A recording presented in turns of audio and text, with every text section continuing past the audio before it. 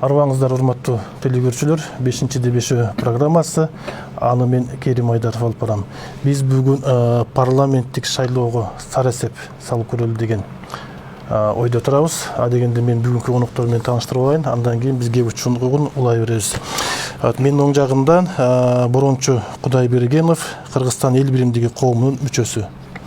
Бегалин Аргозуев, мурдакы Жогорку Кеңештин депутаты. Айданбек Акматов, саясат талдоочу, Нарынаев, журналист. Куш келипсиздер, урматтуу коноктор. Бүгүн биз ушул шайлоо жөнүндө, парламенттин эртеңки келечеги жөнүндө кеп кылалы деп турабыз. Тилекке каршы биз бүгүнкү парламенттин мүчөлөрүн, депутаттардан чакырып көрдүк. Алар тилекке каршы келе албай калышты, ар кандай шылтоолор менен.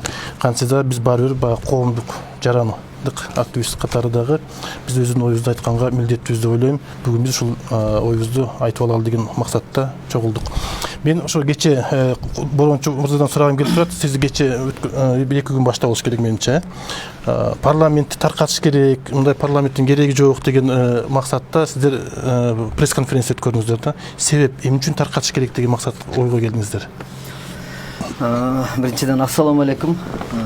Сиздер менен бүгүн ушул жерде отуруп чогуу саясатты мындай бир маектешип калганыбызга сиздерге чакырып койгонуңуздарга рахмат. Биринчиден мен өзүмдүн атымдан деп көбү кабыл алып калат, эми баягы таанымал адам болуп калгандыктан ошон үчүн мен айтып кое берейин. Биз жакында Кыргызстан ушундай коом ачканбыз. Ушул коомдун коом ачсаң эле мынтип айтышат го, анын аркасында ким турат, капталында ким турат деп беришет го. Ошону ачык эле айтып кое берейин. Бул коомдун башында ушул Эркин Тентишев деген жигит бар. Азиялык медиа институтунун негиздөөчүсү. Бай жигит. Ошол жигит анан ага дагы буга чейин дагы топтолуп көп мындай бир ушу саясатка аралашпаган, өздөрүнүн иши менен бир таза иштери менен эмгектерин далилдеген адамдар. Ушулар ушул коомго Кыргызстан боюнча, Кыргызстан эл биримдиги деген ушул коомго баары топтолуп атат буюрса. Ошон үчүн мен эми таркаш керек деген оюмду мындайча айта алам да. Элдин атынан айтып сүйлөсөк бизге жарашат деп койсом болот. Себеби биз канча жылдан бери ушул элдин көйгөйүн бийликке жеткириш үчүн ортодо тамаша жолу менен бир көпүрө катары болуп келатабыз. Анан депутаттар өзү эл айтып атат деп сүйлөгөн жакшы көрүшөт, бирок шайлангандан кийин бир жылда 1-2 жолу барып келет болуш керек элгечи. Ошон үчүн элдин оюн мен толугураак айтып коеюн дейм. Соц сеттерде дагы кайсы жерге барба чогулганда элдин баары парламентке нааразы. Эми максат эмнеге таркаш керек деген ой келгенде мындай болуп атат. Биринчиден 5 жыл мурда шайланарда айтып кеткен оодаларынын аткарылбай атат. Көбү аны элдер жатка билишет. Ошол качан аткарылат деп үмүт кылып жүрүшөт. Андан тышкары, мисалы президент бир эле мөөнөткө шайланат экен дагы, анан депутаттар 30 жылдан бери эле келатат да, кайра шайланып эле. Эмне себептен депутаттар деле бир мөөнөткө шайланбайт? Балким ошондо жоопкерчиликтүү болобу? Анан менчиктештирип алды. Парламентти менчиктештирип өздөрү клановый режимге күрөшөбүз деп коет дагы, парламентти кайта мыйзамдаштырып, ошо менчиктештирип алган сыяктуу болуп калды. Өздөрү асты 20 жылга чейин жүрүшөт дагы, кийин эми мурас катары бала бакырасын өткөрүп бергенге, туугандарын өткөрүп бергенге аракет кылып, ошолордун баарынын аркасынан алып келатат. Демек бул ушул 20-30 жылдын ичинде бир нече эле саясатчылардын оюну менен эле Кыргызстан жашап келатат. Бирөтөлө эле менчиктештиргенден кийин ошого бир семейный эле парламентаризм болуп баратат деп койсок дагы болот. Ак үйдүн үстүнө деле бир 2-3 этажды кошуп салып алып ошол квартира кылып бирөтөлө жашап эле кирип чыгып иштей бере турган деле бир жагдайга келатабыз. Анын үстүнө депутаттарда дагы жоопкерчилик кылган ишине такыр жоопкерчилик жок. Мисалы, эмне себептен эрте таркаш керек? Жок дегенде 1 жыл калды деп коелу, бир 7-8 ай. 7-8 айдын ичинде дагы кылмыштуу келишимдерге кол коюу ийбесин. Балким ошондон да кичине бир аз эме болуп калабызбы? Өздөрүнүн пайдасына бир иштер жасап ийбесин деп, Анан эгерде 5-6 1 жыл мурда дагы эртерээк таркап кетсе дагы кыргыз өзү бир жерден кетип атканда бир нерсени кармап кеткенин жакшы көрөбүз го. Ушул 5-6 айдын ичинде дагы өздөрү жетпей калган нерсени тезирээк менчиктештирип, бирөөлөргө ошондой жолду түзүп берип, өздөрү үчүн кызыкчылык үчүн гана аракет кылат. Себеби дегенде 5 жыл ушул нерсени гана көрсөтүштү. Ушул келген созывдагы депутаттар депутат деген наамдын кадырын түшүрүп Анткен себеби партиялы азыркы мына эртеңки күнү деле келгенде партияны шайлап коюш, партиянын ичинде партия өзүнүн баягы мүшөгү менен келет дагы партиянын атын шайлап коюш, кийин мүшөгүнүн ичине ачсак эле ичинде сабатсызы деле жүрөт ичинде, диктант жасалбай калганы деле, чала окуй алганы деле жүрөт ичинде. Кыскасы ким келеткени белгисиз, жалпы ушул партийный система менен келип атабыз. Жана сиз айтып аткан биз мындай да шайлоого жакын калганда эле ушундай уюмдар, бир топтор анан кийин элдин атынан деп эле чыга калышат да, жазгы козгарын деп эле жадырап элечи. Жана сиз айтып аткан уюмдун артында капталында тургандардын максаты дагы эртең шайлоого барыш болуп атабы же кандай? Ошондойго дейм. Жок, шайлоого барыш керек. Жасакерлик кылып көрүнүш. Жок. Эми туура эле саясатка аралашпасаң, саясат сага аралашат дегендей. Баары туура эле биз кайдыгер катары болуп сырттан карап тура албай атабыз. Көп жылдан бери элдер саясат шайлоо учурунда депутаттар түндүк түштүк болуп бөлгөн аз келгенсип, эми кедей бай кылып бөлүп коюшту. Себеби өздөрү бир дайым эле ушул жогору жакта келатат да, элдин эсебинен байып туруп эле эл кайра ого өтөрдөн жакырданып келатат. Эки бөлүккө бөлүнүп келатабыз. Элге мыйзам иштебейт. Ооба. Азыр эми мына борончумуз айткандай парламент таркаш керек, бул эл айтып атат деп атпайбы? Сиздердин оюңуздар кандай? Кимиңиздер эмне дейсиздер? Мен эми борончунун парламенттин сапаттык составы жөнүндө айткандарына кошулам. Бизде парламент өздөрү эле айтып атышпайбы, болбой калды деп. Бул эми закон ченемде көрүнүш болчу. Мына азыр биз Текебаев менен Атамбаевдин конституцияларынын ошолор жаздырган мыйзамдардын негизинде жашап атабыз. Ал мыйзамдардын жыйынтыгын көрдүк биз. Мына анын жыйынтыгы жана өздөрү айткандай чимкирик парламент болду. Ошон үчүн парламентти азыр таркатыш керек деп эле таркатып жибергенде эмне өзгөрөт? Аны өзгөртүш үчүн жанагы Текебаев, Атамбаевдардын мыйзамдары өзгөрүш керек да. Болбосо азыр бүгүн шайлоо болсо ошол эле Текебаев, Атамбаевдин мыйзамдары менен болот да шайлоо. Ошол эле парламент келет. Себеби ушул парламентти ушу Атамбаев, Текебаевдар түздүп, ар бир партиянын тизмесин текшерип, өткөрүп, добуро берип, бул болот, бул жарайт деп ошол түзүлгөн парламентте. Анан кайра ошол мыйзам менен кетип атабыз азыр мыйзамга. Эгер биз бул жаман парламентти кетирип, жакшы парламент алып келели десек, анда ошол мыйзамдарды өзгөртүшүбүз керек.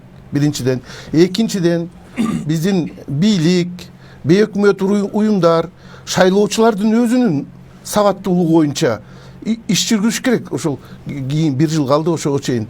Шайлоочулар бир акча үчүн эмес, бир идея үчүн добуш бере турганга акырын өтүшүбүз керек да биз. Болбосо азыр эле ушул Атамбаев, Текебаевдин мыйзамы менен барышып, ким акча, ким көп берсе ошого добуш берип, кайра эле акча менен добуш алып келишип, кайра эле ошол парламент келет. Биз мыйзамдарыбыз даяр болбосо, шайлоочуларыбыз даяр болбосо, бүгүн парламентти таркатып жиберип февралда уюштурсак шайлоодо, кайра эле ушуну алабыз. Ошон үчүн мен бүгүн таркатпай эле кийинки жылы ноябрда шайлоо өткөрсөк, ага чейин даярдансак деп атам. Мыйзамды жана шайлоочулар менен. Эми ага чейин борончумуз айтыппы, ага чейин 1 жылдын ичинде азыркы депутаттар популисттик гана көз караш менен жашап калат. Эртең мен шайлоого баратам, мен бүгүн элге көрүнүп калган, мени шайласын деген 1 жыл иштебейт менимче да. Же иштейби? Иштебейт го менимче 1 жыл. Азыр мен жанагы эле оюмду кайталайм да. Бүгүн шайлоо өткөрсөк деле ушундай эле парламент алабыз, өзүнүн сапаттык составы боюнча. Башкача мүмкүн эмес. Ошон үчүн кийин деле ошол эле парламент менен 5 жыл отургандан көрө азыр 1 жыл даярданып, бийлик, коомчулук жаңы сапаттагы парламент кабыл алабыз десе, ошол кийинки жыл эле даярданып өткөрүш керек деген ойдомун мен. Дагы бир суроо. Текебаев менен Атамбаевдин мыйзамдары, конституциясы деп атасыз да, эми алар кетти да, эми өзгөрсө болбойбу эмне, же дагы ошентип жүрөбүз? Кеп ошол жөнүндө болуп атпайбы? Ошону өзгөртпөй туруп шайлоого эмнеге киребиз деп атпайм мен. Өзгөртүп. Себеби булар сен айткандай, мына 10 жыл биз кыйратабыз, мамлекетти башкарабыз деп бийликти алышты. 10 жыл башкарышты, кучакташып, колтукташып жүрүштүлөр. А бүгүнкү жыйынтыгы мына ондай парламент алардын ишинин жыйынтыгы ондай чимкирик парламент болду. Алардын жыйынтыгынын иши Кыргызстан ошол 2010-жылдагы караганда бүгүн 10 эсе көп карызы өстү Кытайга. Бүт жакшы экономикабыз олтурду. Азыр инвесторлорубуз качты. Биз бирибиз менен тышып, же экономикалык стабилдүүлүк жок, же саясий стабилдүүлүк жок. Азыр бирибиз менен ырылдашып турабыз. Бул ушул 10 жылдык саясаттын жыйынтыгы. Бул үчүн булар жооп бериш керек. Биринчиден жоопкерчиликке тартылыш керек. Бүгүнкү абалга келген үчүн, Кыргызстанды ушундай абалга кептегенди үчүн. Экинчиден жаңы мыйзамдык базалар түзүлүп, кийинки тезинен даярданышыбыз керек кийинки шайлоого. Ким жасайт ошону? Ким жасайт? Биринчиден бийлик жасаш керек, экинчиден жарандык коом деген бар да. Аябай активдүү күрөшүп атпайбы? Ушундай бир пайдалуу өздөрүнүн энергиясын, ресурстарын ушундай бир кийинки шайлоого даярданып, жумшап аракет кылыш керек да. Кечирип коесуз, мен азыр сиздин айтып атканыңызга кошулам, ошо туура эме кылтасыз. Бирок ошону биз ошо элдин атынан айтып аткан себебимде болуп атат да. Элге такыр шарт түзүлбөй атпайбы? Мисалы азыр 9 тосмой барьер коюп койдук. Бул деген азыркы депутаттар эл жөнүндө эчтеке ойлобойт, кайра эле ушул турушу менен 80% келебиз деген эле барьер да. Мага окшогондор кантип келет, сизге окшогондор келиши мүмкүн. Акчалуулар гана келиши мүмкүн. Сен туура айтып атасың. Ошол 9%-ты ким киргизди эле? Атамбаев менен Текебаев киргизди эле? Алар кийинки шайлоодо биз 3 партия сүйлөшүп алып өзүбүздүн партияда өткөрөбүз деп сүйлөшүп алып өткөрүшкөндө 9% бе, 7% беле? Мурда 7 болчу. 7% болчу. Азыр 9 кылынган. Бул эми ошол Атамбаев менен Текебаевдин демилгеси болгон. Бирок Сооронбай Жээнбековдун учурунда бул кабыл алынды. Бул мисалы үчүн президент Жээнбеков айткан былтыр. Шайлоо мыйзамдары шайлоого 1 жыл калганга чейин өзгөртүлүп даяр болуш керек. Партиялар ошол мыйзамдар эмнеке кандай экендигин билиш керек деген. Бул нерсе жасалды. Президенттин демилгеси менен, ошонун президенттик айланасындагы депутаттардын демилгеси менен ушул 9%дык босого кабыл алынды. Бул мына мөөнөтүнөн мурда шайлоо болуш керек дегенге бул бийлик үчүн дагы ыңгайлуу. Кээ бир адамдар үчүн ыңгайлуу болушу мүмкүн.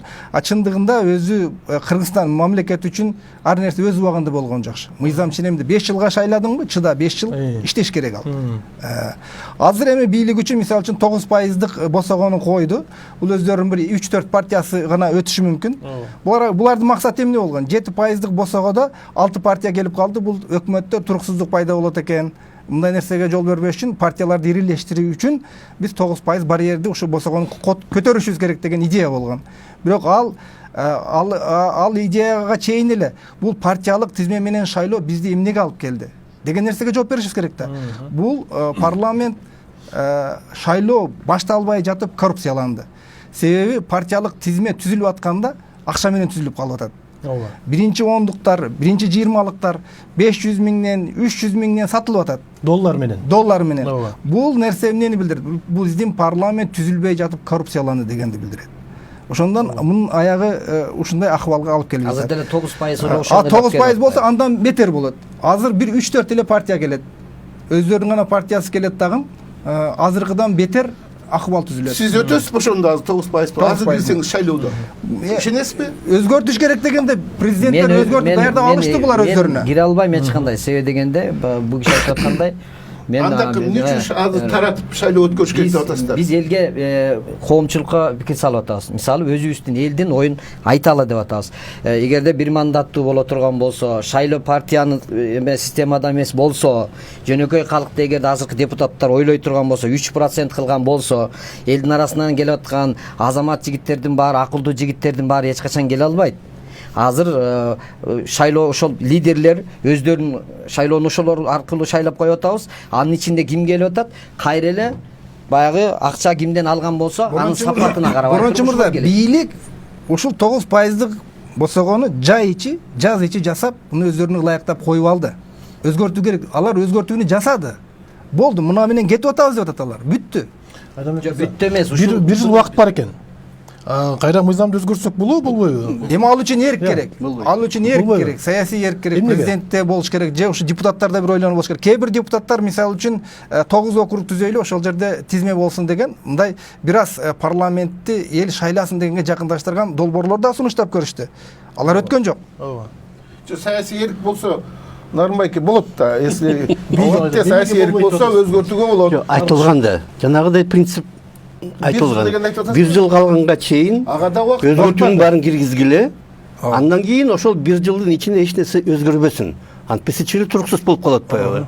Оюн эрежелери 1 жыл мурун Шайлоого 1 ай аныкталсын. калганда өзгөртө коюп ушулунду кылып коюшу да мүмкүн да. Бирок Бирок кийинки жылы ноябрга коюп азыр мыйзамды өзгөртсө болот да. эч ким даяр эмес да. Эч кимдин сунуштары жок да. Сунуштан баары Жок, сунуштар бар. Бүткөн. Сунуштар бар. Сунуштар бар. Нарымбайке Карабайт да эч ким аны. Ал жагы бар. Эч ким карабайт Бирок, да. если сиз айткандай кийинки жылдын ноябрындагы шайлоого мыйзам өзгөнгө эч ким даяр болбосо, шайлоо өткөргөнгө биз даярбызбы? Азыр өткөргөнгө 1 жыл даярданат да. Но бул жерде маселе башка. Жанагы эмелерди даярдап атканда жазында жайында дебедиби Ген Майданбек?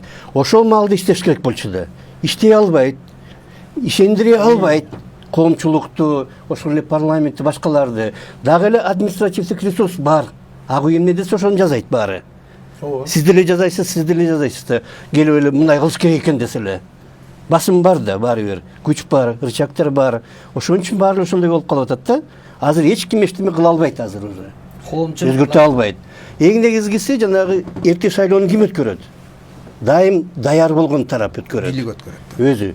Көбүнчө бийлик тымызын даярдап коет, шайлоонун баарын анан Башкалар даярданганга чейин бир өткөрүп жумурда коет. өткөрбөлүү деп чечим чыгара коет. Эч ким даяр эмес, алар да даяр болуп калат да. Дайым ошондой да. Англияда болобу, Францияда болобу. Бул Нурсултан Назарбаевдин эң жакшы көргөн тактикасы. Ар дайым ушинтип келет. Биздикилер мүмкүн бийлик үчүн азыр ыңгайлуу. Башка күчтөр сүйлөшүү жүргүзүп даярдыгы жок маалда, а буларда бардыгы жок даяр ар дайым. Биз деле 30 жылдан бери ушундай тажрыйбаны көп эле Ооба да, байланышпадыбы? Канча жол жазат? Ошондой да. Бирок силер эмне үчүн бүгүн парламент тараса бийликке пайдалуу деп эсептейсиңер? Менин оюмча бийликке пайдасы. Айткан жокмун аны. Мен бир гана бийликке пайдасы бар. Булар башкалар даярданганга чейин өздөрү даярданып өткөрүп кеткенге. Бирок аны биз билбейбиз. Аны биз Мүмкүн эгер даяр болсо, даяр болсо. тымыздын даярдалган болсо, анда бийлик үчүн пайдалуу. Нарымбайкенин Кырдаал эгерде социалдык экономикалык кырдаал азыркыдан начарлай берсе келерки жылга мисалы үчүн көп нерсе бар да эми ушундай. Азыр мына мисалы үчүн бийлик үчүн ыңгайлуу учуру. Президент өзүнүн саясий оппоненттерин негизинен жеңип бүттү. Атамбаев түрмөдө отурат. Бабанов кылмыш иштери менен ал баш чыкпай калды. Текебаев дагы соттор менен жүрөт. Негизи саясий оппоненттер, негизги саясий ресурсу бар башка саясий оппоненттер талкаланды. Мындай учурда кандай ыңгайлуу учур болот? Эч ким баш көтөрө элек. Эч ким баш көтөрө элек да, тарап өткөрүш керек. Мына эми ошол парламент таркатыш керек, эртерээк шайлоо кылыш керек деген бул киши. Силердин артыңарда бул кишилер айткандай бийлик турган жокпу? Балким силерди көктөп аткандыр. Жок, бизде бийлик таркатып ийбейсиңер, бизге ыңгайлуу деп. Жок. Бизде мисалы мындай болот атпайбы? Жалпы байке айткандай 30 жылдан бери келаткан эле көйгөй. Эмне үчүн экономикасы көтөрүлбөй атат? Бийликтегилер күнөөлүү болуп атабы? Бийликтегилерге жол түзүп берип аткан, бийликке өздөрүнүн адамдарын тиги эме берип аткан, мына биздин адамыбыз биякта иштейт, биздин адам өзүбүз парламентский башкарууда деп атабыз дагы кайра чөнтөк парламент болуп калып атабызбы? Айткан нерсени кылып атабызбы? Эчтеке дебей туруп. Жоопкерчиликсиз болуп атабы? Бийлик парламент өзгөрсө жаңы адамдар, жакшы адамдар келсин деген дагы эле баягы курган үмүт. Билебиз, кайта эле өздөрү келип ала турган делечи. Аны эч кандай жоопкерчилик жок болуп аткандан кылмыштуу келишимдерге кол коюп атат дегенибиз. Мына кече күнү мен бүгүн Акылбек байке Жапаров келмек экен, келбей калыптыр.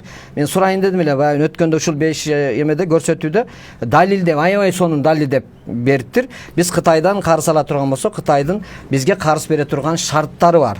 Шарттарын булар көрүшкөн, окушкан, шарттарында жазган. Эгерде силер учурунда ушу карызды кайтарып бере албай турган болсоңор, бир күн кечиктире турган болсоңор, анда силердин эгемендүүлүгүңөргө доо кетет. Биз анда ошол берген тетиштиби жолдорду өзүбүз алып алабыз, өзүбүз башкарып алабыз деген нерселерди отурузуп коебуз бир Кытайды деп, өзүбүздүн адамыбызды келип отургузуп коебуз деген нерсени билип туруп, кол коюп ошого макул болгон ким? Парламентпи? Парламент. Эмне үчүн Атамбаев менен бүгүн Сапар Исаков отурган ошого жооп берген болуп аткан болсо, эмне үчүн парламент жооп бербейт? Буларды таркатыштан мурда булар жооп бердирип туруп анан таркатыш керек. Карысты кутулуш керек. Почему буларда жоопкерчилик жок? Булар кылып кое берсе боло берет экен. Демек бул чыккынчылык экен да. Бизди барымтага Кытай элине берип коюп эле, анан эчтеке болбойт. Анан Акылбек Байкем ошону билет экен дагы. Унчукпай жүрүп туруп анан кече келип айтат экен. Эмне себептен? Эмне үчүн ошол учурда чыгып алып резонанс кылып, кыйкырып, кокуй деп, мына биз деген өлдүк, келечеги 20 жылдан кийин биздин парламентке деген ар кайсы улуттун баары келип алып отуруп алмай болду. Мисалы, кийин президент үстеттик Обама окшоп каалаган киши Кыргызстанга президент болот экен. Ошон үчүн атуулдугубузду да ошол менен алып койдук. Келечегибизди башка жака бурулуп кетип атат деп мындай кырып чыкпайт да, анан ал кетип калганда мен ушуну билгем да деп койбойчу, баягычы учурун айтыш керек эле да. Мен бүгүн сурайын дедим эле Байкемденчи. Кээде айтып жүргөн, бирок ал айткандардын баарын Атамбаев камап атса, ал деле байкуш жаныбар да коркту ал деле. Бирок менин сага бир суроом бар да, азыр парламентти таркатып жаңы шайлоо өткөрсөк дегендей оюңар бар экен, сушуңар. Ал өлкөгө бейстабилдикти алып келбейби? Шайлоодон кийин жаңжалдар чыгат, уруш талаштар чыгат. Мына азыр ушул нерсени эмнеген айтып атабыз? Биздин азыр кайрадан шайлоого таркап кетсин, кайра келебиз деген ал эмеге алып келбейт. Муну 9% барьер бул революцияга алып келет. Муну азыркы эмедегилерге айтып эле го, мен жөнөкөй элдин эмесин. Уже чыдабай териси жукару элдин кыйналып кетти. Булар кайрадан дагы мурдагы нерсени байып, кайта дагы элге кыянатчылык кылып баштап, эртеңки күнү 9% менен дагы ушундай келе турган болсо, мына ошондо элдин даана эмесине, кыйынчылыгына тутандыра турган нерсе өздөрүн. Ошондо эгер революция боло турганбыз, азыркы бүт ким менчиктештирип алган депутаттар, ким эмне кылып алган бар, элдер жакшы билет. Тим эле бардык нерсени түп тазалап таштайт. Ошону мен эскертип кое берейин. Бул деген от менен ойноп атышат да, булар эл такыр эле неме болбой. Парламенттин кемчилигин айтып кеткенде, жанагы ратификация маселеси боюнча бул бардыгыбызга белгилүү. Мисалы үчүн ошонун бир мисалы, мына Бишкек жылуулук борборун ратификация кылганда, бир күн ичинде 3 окуудан өткөрүп беришкен. Булар өздөрүнүн регламентин бузушкан. Регламент боюнча мисалы үчүн финансылык келишимдер булар кеминде 10 күндүн арасында 3 жолу окуудан өткөрүлүш керек. Ошол Атамбаевдин куугунтугу менен, басымы менен булар бардыгын жасап берген, ушул парламент жасап берген. Жоопкерчилиги күчтүү булардын, абдан күчтүү. Бирок азыркы учурда ушулардын эле мыйзам менен шайлоо өткөрүп жиберүү мындан жаман тескери натыйжага алып келет да. Бул бийлик парламент огойтер монополдоштуруп, ак үйдүн гана бир курчагына огойтер айланып калат. Анча-мынча оппозициялык фракциялар, партиялар келбей калат. Ошондон азыркы шартта ушундай мыйзам менен шайлоо өткөрүү бул тескери натыйжага алып келет. Негизи эле бул биздин мамлекетте бир өзгөрүү болуш үчүн бир эле бир парламентте айтпашыбыз керек да, биз комплекстүү бийлик системасындагы акыбалды карашыбыз керек да. Биз сотторду чыныгы көз карандысызга жеткирмейинче, президентти аткаруу бийлигинин башында өкмөтсүз туруп, же болбосо премьер-министр өзү жеке жоопкерчиликти алып, президент бир Англиянын падышасындай бир мындай өтө бир символикалык гана полномочияларга ээ боло тургандай, же таза парламенттик, же таза президенттик бир неме келмейинче бул акыбал улана берет. Парламентти азыр эл өкүлү дейт. Эл өкүлү болбой калган парламент. Парламент партиялардын өкүлү болуп калган. Элдин шайлоо укугу дагы узурпацияланып алынган. Эл өзүнүн депутатын дагы шайлай албайт. Партия тизме түзөт, ошого добуш берет. Бүттү. Мына ошолардын бардыгы комплекстүү түрдө каралып, бардыгы өзгөртүлмөйүнчө, бир кичинекей жерде оңдогондон бизден натыйжа болбой калат деген ойдомун. Сиздин оюңуз боюнча анда конституцияны кайрадан кабыл алыш керек болот. Кайра жазыш керек. Эми иштеп аткан нерсени кабыл алыш керек. 93-жылкы эле конституцияга келиш керек, кабыл алуу. Конституцияны уже жамачылай берип, операция кыла берип болбой калды да. Бирок ага дагы убакыт кетип калат да. Иштебей жаткан нерсени алмаштырыш керек. Биз азыр эч болбосо мейли парламентте бүгүнкүдөй эмес, элдин кыжырына келген бир жакшыраак келтириш үчүн балким ал үчүн жарым кадам алга жыла турган системаны сунушташты. Жарым кадам. Бул жанагы 9 округтан турган шайлоо комиссияларынын тилкелерин түзөлү, округтар түзөлү. Ошол жерде ар бир кандидатка добуш берсин деген. Бул жарым кадам болсо дагы алга жылуу болгон. Бирок ал блоктолду, ал жокко чыгарылды дагы. Республика боюнча бирдиктүү бир гана шайлоо округу түзүлүп, 9%дан ошону ким өтсө, ошол өтөт деген гана. Бул мисалы үчүн жок дегенде азыркы 2 миллион шайлоочу келсе, демек 200 миңдей шайлоочу добуш алыш керек. 180ден жогору. Азыркылардын ичинде ошонун ичинде бир 2-3 партия келбей калат деген сөз да. ооба ооба негизи өзү үчүн эмне себептен кечирип коесуз, президентке кандидатурасын коюп атса экзамен берип атат го. Биздин азыр парламенттин жалпы деңгээли түшүп кеткендиктен, эмне себептен ар бир депутат ушу сыяктуу эле элге, коомго экзамен берип туруп кирбейт. Ушул нерсе кылса болбойбу? Себеби дегенде ошондо билинип атпайбы, кимисинин канча деңгээли бар экен, ким кайсы партиядан ким келет экен, анын таржымалын эмне иш кылыптыр буга чейин. Бир мандаттуу округ болсо ошол элегинен өтөт. Мен мисалы үчүн Американы аласызбы, Британияны аласызбы, же башка жерде аласызбы, бардык жерде партиялар кандидатын көрсөтөт, жеке адамды көрсөтө алат. Ал жерден ушундай эл өзү шайлап алат. Мында партияны тизип алып туруп, муну шайласаң да шайлабайсың, ушу болду деген нерсе жок ал жерде. Ар бир конгрессмен Америкада өзүнүн округунан шайлоодон өтүп келет. Бирок партиянын аты менен да барып келет. Британияда эле ушундай эле система. жарым Бизде ушундай кылыш керек. 50% бир мандаттуу округдардан, 50% партиялардан. Германияда да ушундай. бирок бир мандаттын бир жаман жери ошол барган округду бөлмөй жармайбыз бар. Анан бирибиз менен атышып кеткенге чейин барганбыз бир мезгилде, туурабы? Урушканга чейин барганбыз. Ушундай жаман жагы бар да. Ошондон кутулабыл деп анын партиялык Партиялык тизме болот тизме өткөн атпайбы? Мунун сөйлөшүндө болот. Атышуулар болуп атпайбы? Кара сууд атышуу болбоду партия, эки партия бири-бирин атышып. Маселе мындай болуп атат да. Эл өзү даярданбайт, шайлоочулар. Окубайт, программаларды окубайт, тигил ким экенин, бул экенин карабайт. Анан эле шайлоо болгон күнү ошол күнү барып тигил мага 500 сом берет экен, бул мага 400 сом берет экен деп ошентип шайлап атпайбы? Эл көтөрүлүш керек да. Деңгээл көтөрүлүш керек да. Билиш керек да. Биздин элибиздин ушуга даяр Кызыгыш боло керек элекпи да. азыр? Жок да. Азыр мына Мерседес деген заводду алып келип, чиймелердин баарын, проекттин баарын берсек бизге аягында араба чыгат. Мерседес эмес. Ошондой болуп атпайбы? Тигил системаны да пайдаланып көрдүк. Бул системаны дагы беркинде мажоритарный аны да пайдаланганбыз. Президентский системаны пайдаланганбыз. Парламентский пайдаланып атабыз. Баарын иштегенбиз. Ошол эле учурда Америкада чисто таза эме, президенттик эме система, Германияда таза парламенттик иштеп атат. Францияда биздикиндей да. Парламенттагы шайланат, и президент шайланат. Иштеп атпайбы?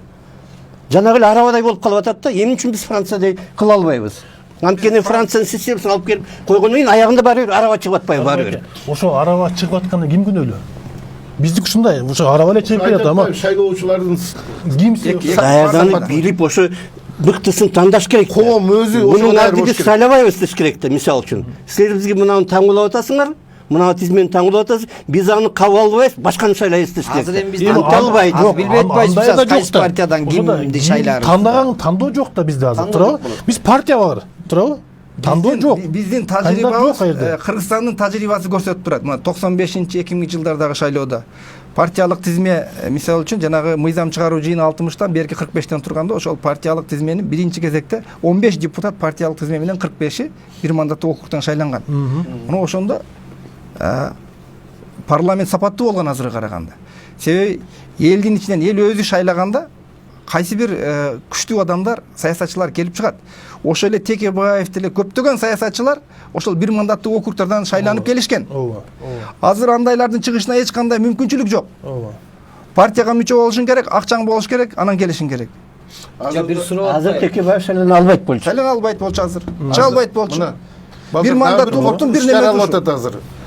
2000 ушу жаңы шайлоодо 10-15 жылы шайлоолордо партиянын лидерлери ошол эле Текебаев, Атамбаев сыяктуу лидерлер өздөрү тизме түзүп, жанагы силер айтып аткан акча чогултушпады, $300,000, $500,000 деп.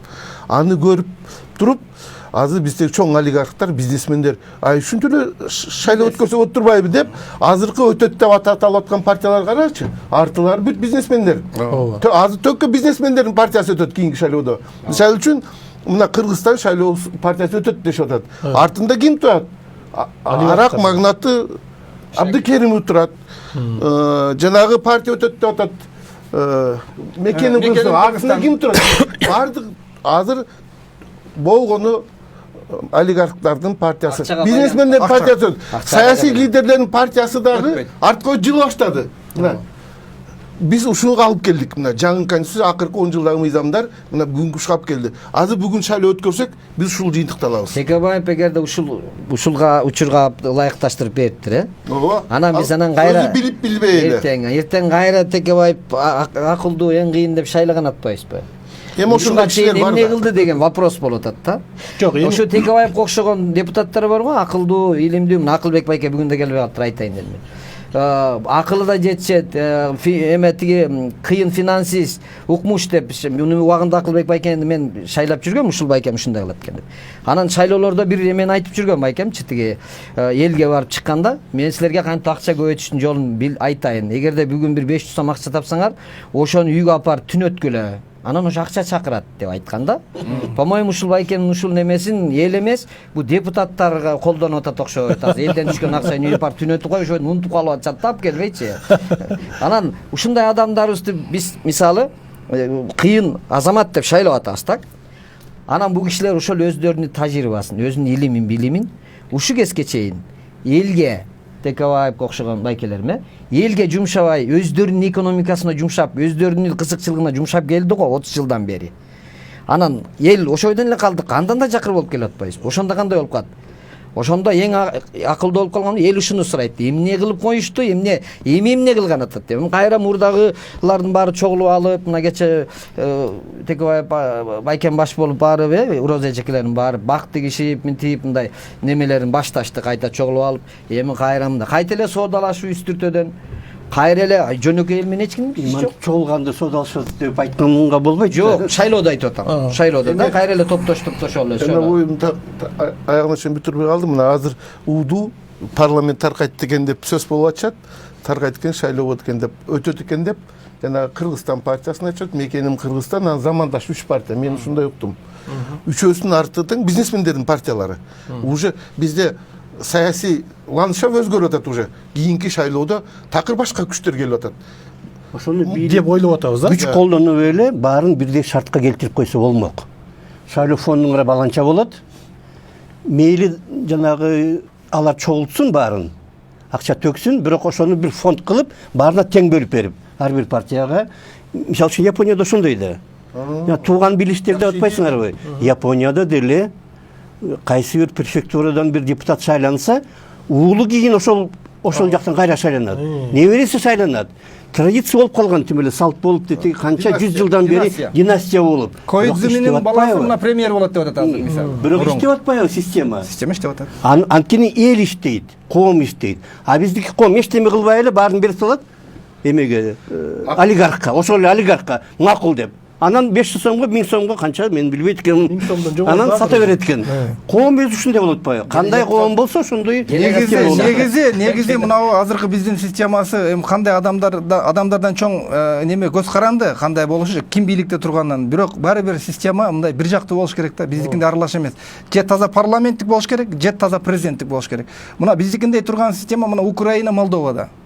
Алар дагы ушундай да, же нар эмес, же бер эмес. Тополоң качан болсун да? Бүт ар дайым кризис. Бүтпөйт да ошол. Мына азыр эми Украинанын президенти 3% босогону койдогон, бирок бул монополизация. Бул дагы бүтүндөй бийликти колуна алды азыр мисалы үчүн. Зеленский. Тиги немедеги Молдовада деле ушундай акырда ал жерде миллиарддап алып чыгып кетип атат акчаны. Жана плохотнюк дегендер келип алып туруп. Азыр эми бир аз ситуация, бирок алардын кырдаалы ушундай эле.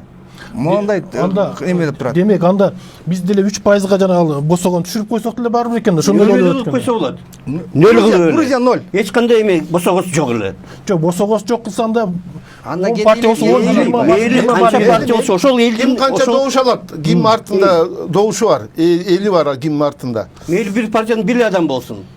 Ошондой да. Партиянын башка партия 2 адам болсун. А булар атайын сүйлөшүп алып атпайбы жанагыдай 3 гана партия бололу деп. Монополизация. Мына сен Тосмону көбөйткөн сайынчы акчанын саны ошончолук көтөрүлүп атпайбы элге? болгон, элге бул жерден Коррупциялар элдин элге акчалуулар жана кече Бакыт Төрөбаев айтып атат го, эми келе жаткан шайлоо мындан да кымбат болот. Ал каяктан айтып атат ал эмени, кайсыдан отталкивается от чего дегендей да баягы. Жок, ошону айтам, ал акчасын санап отурат, мындан да кымбатыраак болот экен депчи. Элге кайта эле шайлоодо биз барабыз, акчаны беребиз, кайра сатып алабыз. Ушу эл, сиз айтып аткандай, элдин да коомчулуктун эң чоң күнөөсү дагы элде ушул. Бизге жанагы шайлоого келатканда курунабыз баш жарат кылып, сен менин жердешим, сен неме трайбализм деген оору менен ооруп калганбыз. Анан шайлоо бир 10 партия болсо ошону жанталашып, кыйкырып жүрүп барып шайлап келебиз. Бирок бир нерсени түшүнбөй койдук. Ошол 10 партия келип топтолуп келип туруп, бир эле ак үйдүн ичине кирип туруп эле кайра эле бир тууган болуп, пикирлешип болуп, сени шайлаган, мени унутуп калып эле бияктан тууган тушкан куда сөбөк болуп алып эле ошон үчүн чөнтөк парламент болуп эле айтылган нерселердин баарын кылып коюлуп кайра отурушат го. Эл менен эч ким түшүнбөйт. Ошо башка кадамга барыш үчүн элге шарт түзүп бериш керек болот атпайбы? Жанагындай бир мандаттууга 93-жылкы конституцияга эч ким кайтпайт. Себеби аз бет уурулардын баары менчиктештирип неметип алгандардын баары ага каршы. Ошон үчүн жок дегенде шайлоолук немеде элдердин арасынан барьерди дагы 100%ке түшүрүп берсе, эл бир мандаттуу кылса, ар ким элдин арасынан чыган креативный азамат мышлениясы алдыга кете турган, экономиканы сүйрөй турган азамат жигиттер толтура. Мисалычы, ошондой жигиттерди кошконго аракет кылышыбыз керек. Кошула албайт да эч ким. Азыр эч ким кошула албайт. 9%-дын бир коркунучтуу жагы эми көпчүлүк партиялар кирбей калат да, Кыргызстанда саясаттын баары көчөгө чыгат. Ушул жагы көчөгө чыккан саясат бул өлкөдө туруктуулуктун жоктугуна, инвестициянын келбей калышына, ушул баягы эле эски эмеге алып келет да. Ошондон бул жерде ар кандай күчтөрдүн парламентке келишине тескерисинче ошо 3% же мүмкүн пайызы жок 3% кылган мамлекет үчүн пайдалуу бул тескерисинче. Анан тиги бизнесмендер бийликтөстөрүн монополдоштура алып атпайбы? Мындан кийин ошо менен кете берет. Өзгөртпө. Улам монополдоштуруп кете берет. Күчөп.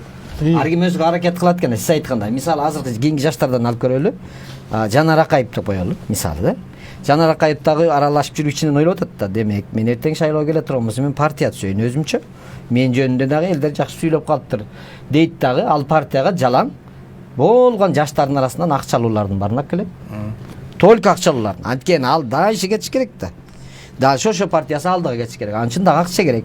Ошо менен айланып келип туруп эле кайта эле баягы келаткан системаны кайта эле кайталайт экенбиз да. Эми ал Жанар Акаевдин дымагы жакшы экен, дымагы, бирок азыркы бүгүнкү системада ага жол беришпейт. Эми ушу Жанар Акаев партия түзүп эле өзүнүн партиясы менен өтүп кеткенге бүгүн ошол жөнүндө сөз болот да, азыр таш. Ага жол беришпейт. Азыр бизде гитейген магнаттар гана шайлоодо өтө турган система түзүлүп калды.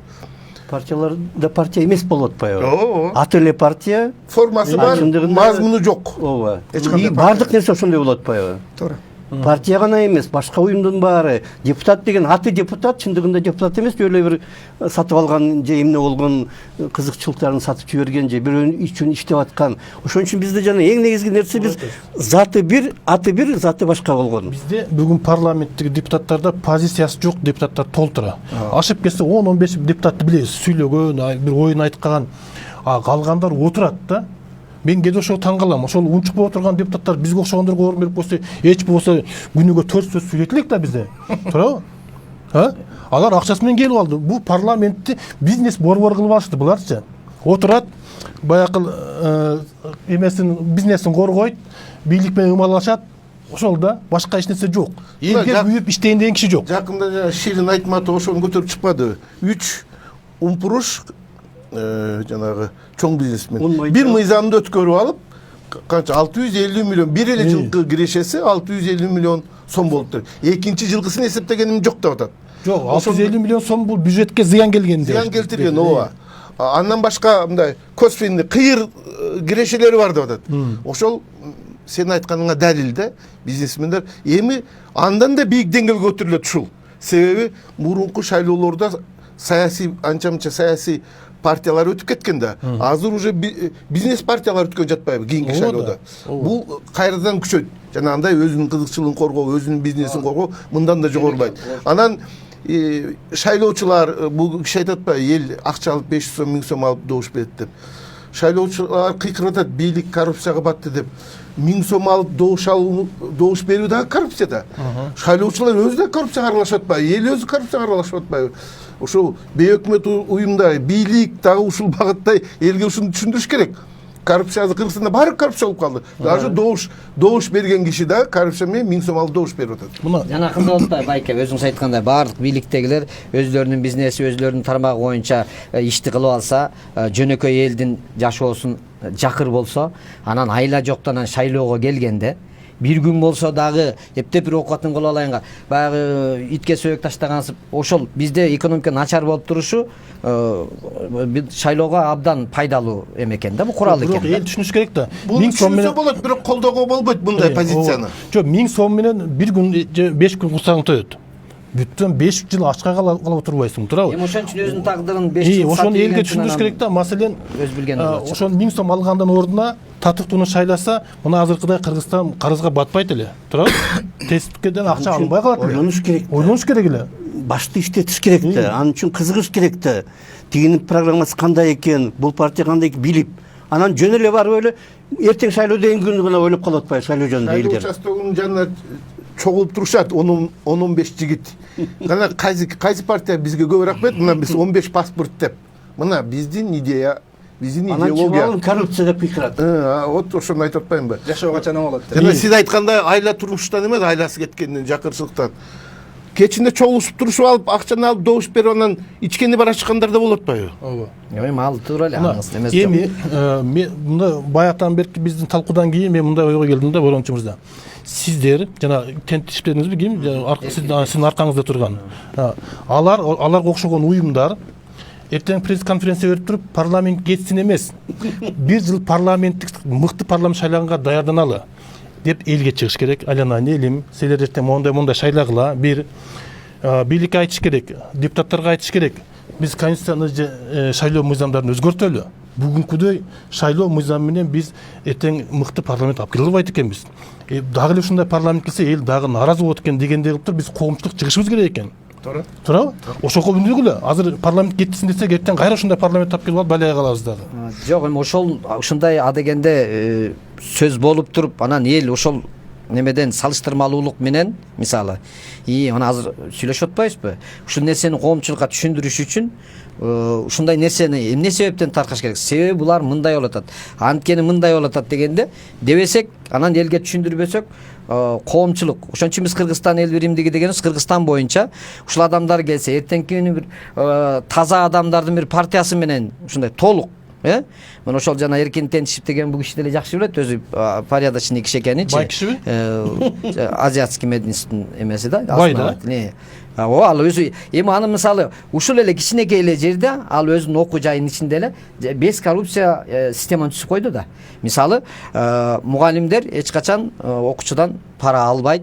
Окуу учурунда тиги видео менен звуковой сопровождение менен сабак текшерилип турат. Эгерде бир окуучу экзаменин тапшыра албай калган болсо, ал ошону тапшырмайынча окуп жүрүп, анан толук тапшырат. Окуу жөндөмдүүлүгү, сапаты өзгөчө каралган. Ошон үчүн бул жактан баардык немелер текшерип барып туруп, анан ар бир окуучудан ар башкача деңгээлде текшерип туруп, анан окуу деңгээлинин да бийик экенин, сапаттуу экенин. Себеби бул Кыргызстандан сыртка чыгып аткан. Анын үстүнө ал бияка инвестиция да кылып атат да. Сырттан 4000 окуучу келген болсо, бияка ошол жашап, иштеп, тыйынын таштап кетип атканда бир кагаздыгар Келдибековдун мединституту ал. Жок, Акматтык эмес ал. Жок, ал илгерки бир сөз. Борончу мырза, мен түшүндүм.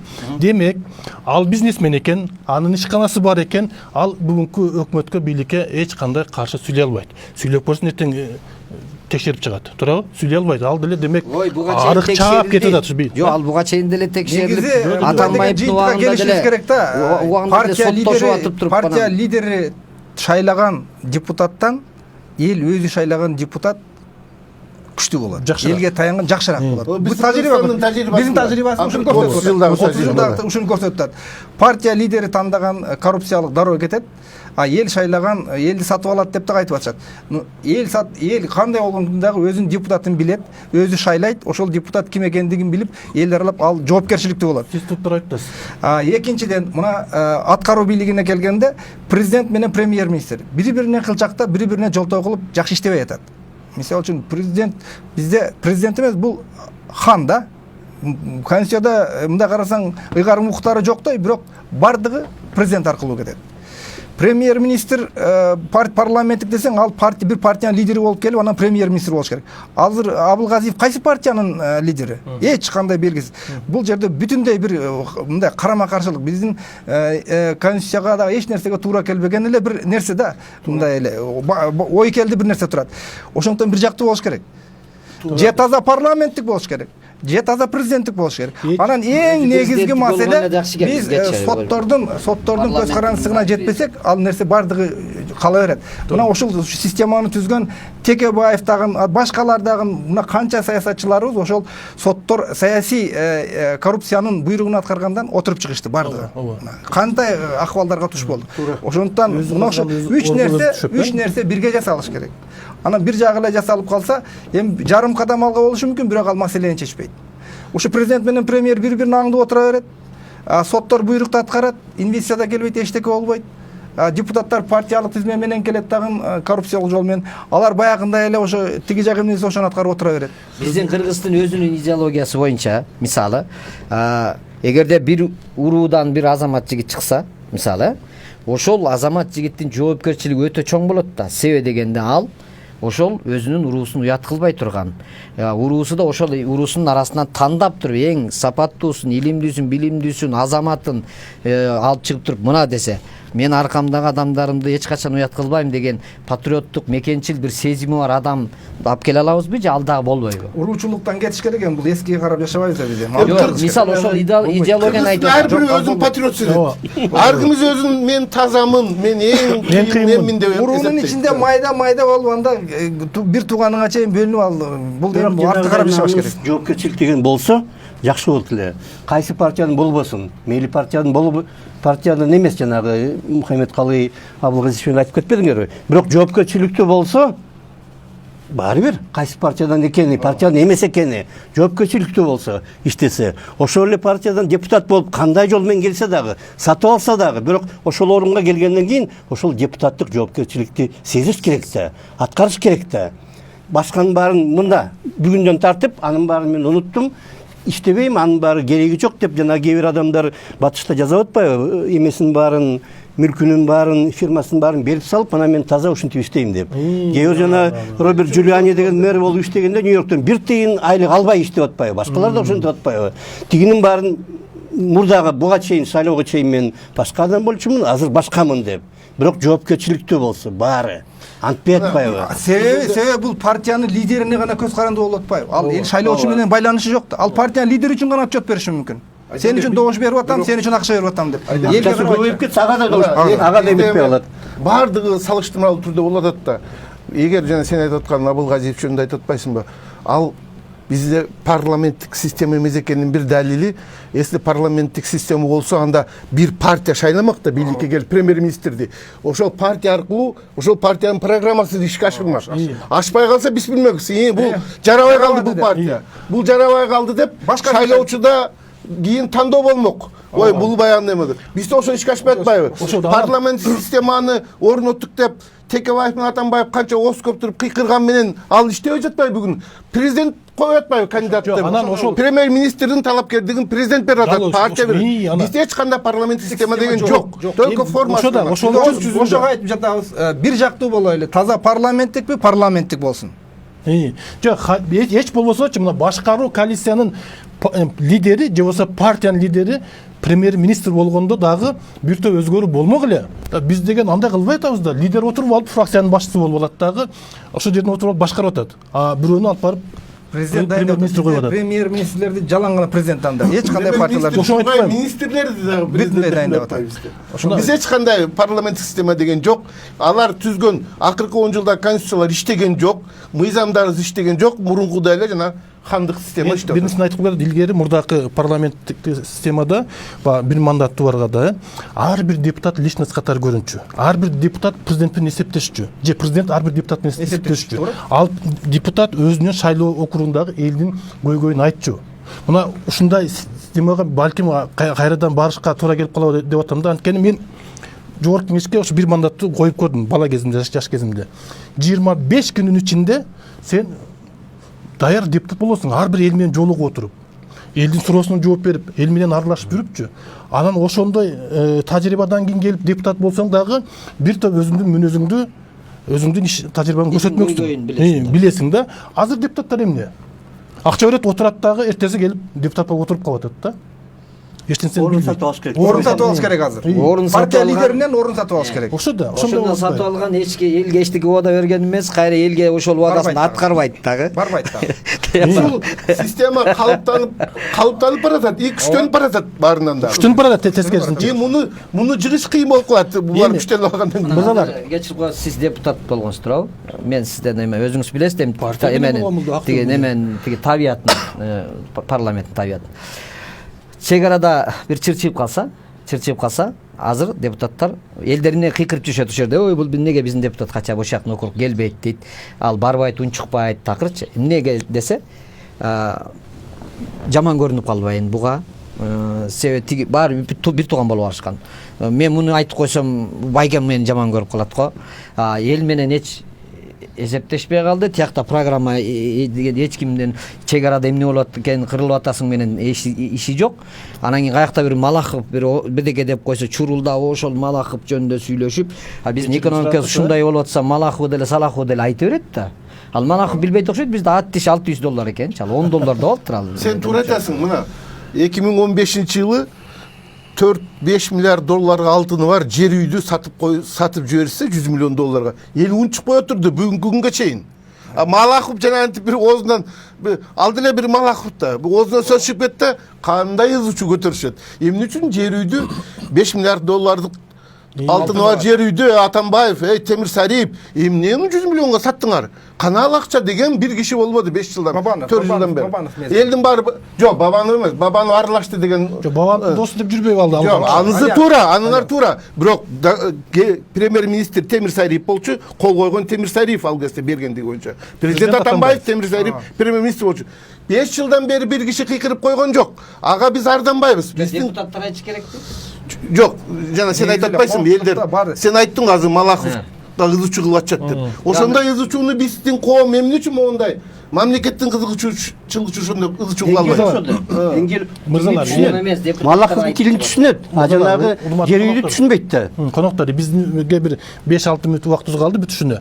Эми ар кимиңиздер кыскача айтыңыздарчы, келечектеги парламентти мыкты кылыш үчүн бүгүнкүдөй эмес, элдин көйгөйүн угатырган, мамлекеттин бекемдигин сактай турган парламент болуш үчүн эмне кылышыбыз керек? Кыскача жеке бир жыйынтыкка келечи, ошону ушундай болуш керек. Бийлик өзгөрүш керек, бийлик жоопкерчиликти түшүнүп, анткени баарын билет, баардык маалымат бар. Жер үй жөнүндө дагы, Малахов жөнүндө дагы, башкалар жөнүндө баарында бар. Алар бир жакшы план түзүп, элди ишендирип, мынандай кылалы деп, баарына тең кылып, жана олигархтарга баш ийбегендей болуп, ошондой бир жакшы план түзсө, мисалы үчүн совет системаны биз аябай тилдейбиз азыр, туура эмес болгондо. Бирок ал кезде тетиги ЦКда отурган адамдар планды түзүп, ошол планды жеткирчү да, түшүндүрүп, мынандай болсун деп. Эл ошого түшүнүп, анан колдочу.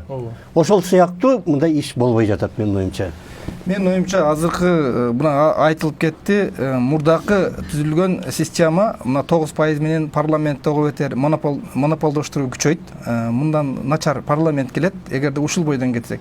Мына бир аз мына азыркы учурда өзгөртүүнүн бир гана жолу ошол 9 округ түзүп, ал жерден партиялар тизмесин түзсө, жеке адамга, жеке кандидатка добуш берүү аркылуу кайсы бир деңгээлде ушул парламент элге жакындатып, эл дагы өзү депутатты шайлай турган бир жоопкерчилиги. Бул азыркы учурда жасоого мүмкүн боло турган.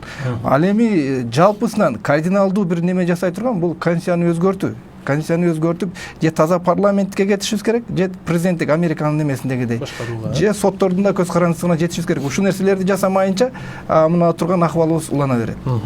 Бегал мырза. Мен айтып кеттим өзүм оюму. Азыр бүгүн парламентте таркатып жибериле жаңы шайлоо өткөрсөк деле биз мындан жакшы парламент ала албайбыз. Ошол эле келет. Себеби ошол эле бүгүнкү жана акыркы 10 жылдыктагы мыйзамдардын негизинде, конституциянын негизинде шайлоо болот. Ошон үчүн биз бир жакшы жаңы сапаттык составы мындай өскөн парламент ала албайбыз. Ошон үчүн биз 1 жылдай калды. Кийинки жыл ноябрда күтүлүп атат. Шайлоо мисалы үчүн октябрда, ноябрда. Ошого чейин биринчиден бул айткандай конституцияны, мыйзамдардыга ошондой анын түп табына өзгөртүштүн кереги жок. Ошондой нормаларды киргизиш керек. Ушу Кыргызстандын парламентинде мындай бир мыкты жигиттер, мыкты саясатчылар, мыкты кыздар келе тургандай. Сапаттуу, Эл үчүн күйгөн, чын эле күйгөн, анан жанагы акчанын жарышын исключать жок кылча. Ошондой нормаларды киргизип эле анан 1 жыл калыптыр, шунун арасында бийлик аракет кылыш керек. Бейөкмөт уюмда жарандык коом шайлоочулардын аң сезимине таасир берүүгө, аларды добуш берүүдө мындан да сабаттуу болгон, мындан ары ошого эмгиш керек. Анан бул айткандай жана өзгөртүүлөрдү киргизиш керек. Биз мен деле жанагындай президент, өкмөттүн башчысы экөө бир киши болуш керек да. Биз кичинекей мамлекет, экөө премьер-министр өз алдынча, президент өз алдынча болгон бизге 20 жылдын тарыхы, 30 жылдын тарыхы көрсөттү. Бул жоопкерсиздик гана система түзүлөт экен. Ошон үчүн мен бүгүн шайлоонун таркап кетишине тез өткөрүшүнө кызыктар эмесмин. Өз эле учурунда кетиш керек. Анан эң башкысы биз президенттен сураныш керек. Бизде азыр бирөөгө жагат, бирөөгө жакпайт, бирок мындан башка президент жок азыр. Ар бир партия өз көмөчүнө гүл тартат азыр. Баары эле мен кыйынмын дейт. Баары эле биз айткандай болсо укмуш өзгөрүп кетебиз дейт. Ошон үчүн бизди президенттен сураш керек, коомчулук улуттук лидер болуп, жанагы шайлоочуларды айтып атпайбыз, бакчалат деп. Ошондон мындай башка түз жолго ээрчитип кете турган улуттук лидер чыгыш керек да бизден. Мына Ататүрк сыяктуу улуттук лидер чыгыш керек. Махатма Ганди сыяктуу айтса эл ээрчи турган. Ошондой деңгээлге көтөрүлүүгө биздин президентте саясий эрк болсо эле жакшы жолго чөбүз деп ойлойм. Эми сиз айтып аткандай элдин үмүтү ошол да. Эгер ошондой болуп өзгөрүү үчүн өзгөрүлө турган бир нерсе кылышыбыз керек болот да. Ошон үчүн азыр парламентте кан алмашуу болуш керек. То есть өзгөрүш керек, башка адамдар келиш керек. Азыр мен баламды үйдө отуруп алып, тур балам тиги поштага барып туруп газдын акчасын төлөп келчи десем, балам азыр деп туруп телефондон төлөп коюш керек да, барып алып бизге окшоп 2 саат ошол жерге очередке турбай. Замандын өзүнүн креативный жагына илимдүү, билимдүү адамдарды, анан азыркы депутаттар таарынышпасын, бул кишилердин жүзүн 30 жылдан бери көрө берип, элдердин ден соолугуна зыян болуп атат. Жаңы жүздөр келсин, ошого элге кантип келтиресиң бүгүнкү мыйзамдар менен? Ошол 3% немени тосмо кылыш керек, өздөрү үчүн дебестен элге бир мандаттуу шайлоо кылып, элдин арасынан эл өзү тандап бере турганга шарт түзүп бериш керек. Элдин арасынан азамат жигиттер бар. Келе жаткан шайлоого мен 1-2 куплеттерим бар эле, Рахман Разык деген агайым бар. Ошону нырдап коеюн, окуп коеюн, нырдап коеюн деп едим. Шайлоо келет, жакында шайлоо келет, партиялардын тизмесин такталууда. Акчалуулар башына тизилишип, акчасыздар артынан катталууда. Өткөндөр да көчкөндөр да тизмеленип, акча үчүн бир кишидей добуш берет. Кемпири 10 жыл мурда өлсө дагы шайлоого чалы менен чогуу келет. Шайлоо деген масканы жамынышып, сый тамакка казык арта еттер келет. 5 жыл мурун силерге жалган айткан, жакында билимсиз уяты жок беттер келет. Баягы эле касамкорлор жаңы ачылган партияга кирип алган, учкул сөздөн убаданы ураан кылып, жайнатып жарнактарды илип алган. Азаматты шайласак көсөм болчу, өлкөнү туңгуюктан алып чыгар. Болбосо азыркыдай шорун катып, парламентти башкарат базарчылар. Бу тиги Зеленскийден кийин кудулдар дагы уже баш көтөрө баштады. Туура. Жок, мен Зеленскийден мурда койгон президентке кандидат турам да. Ушу мен азыр оюма келди да, Борончо, Рахман, ушул жигиттер баары биригип алып бир чоң күч болса болот. Себеби булардын артында электораты бар. Буларында ээрчиген көп кишилер бар. Туура айтты. Анан депутаттар менен кудулдардын да айырмасы жок. Мына Зеленский колунан Зеленский шылдыңдады эле ушул кантип президент болсун деп. Мына дүйнөнүн лидерлери Трамптар менен сүйлөшүп тең ата болуп жүрөт. Ошон үчүн Булардын артынан да Коломойский керек да. Шаки бияктын артында туруш керек анда. Шакизе жок, кайда барат булар? Тентишев деген бизнесмен айтпады. Коломойский керек. Урматтуу коноктор, бизге бөлүнгөн убакыт дагы соңуна чыгып калды. Мен дагы кыскача бир оюмду айткым келет да, атуу катары, журналист катары эмес, атуу катары. Бизде эртең жакшы парламент келиш үчүн сөзсүз түрдө мыйзам өзгөрүү керек. Элдин көз карашына жараша, элдин ыкмасына жараша, элдин жашоо шартынын күрөшүнө жараша бир мыкты парламент келиш үчүн мыйзам өзгөрүш керек дагы. Анан ошого жараша элдин аң сезими болуш керек деп ойлойм. Эгерде элибиздин аң сезими өзгөрбөсө, бизде дагы эле ушундай шайлоо боло берет деп ойлойм. Ошон үчүн урматтуу элим, эртең парламентти күнөөлөгөндөн мурда биз жалпы эл өзүбүздүн аң сезимибизди өзгөртүп, жанакындай 1000 сом эмес, мыкты депутатты шайлаганга аракет кылалы, көз карашыбызды өзгөрткөнгө аракет кылалы. Урматтуу телекөрүүчүлөр, ушу менен биздин бүгүнкү көрсөтүүбүз соңуна чыкты. Биз кийинкиде көрүшкөнчө саламатта болуңуздар.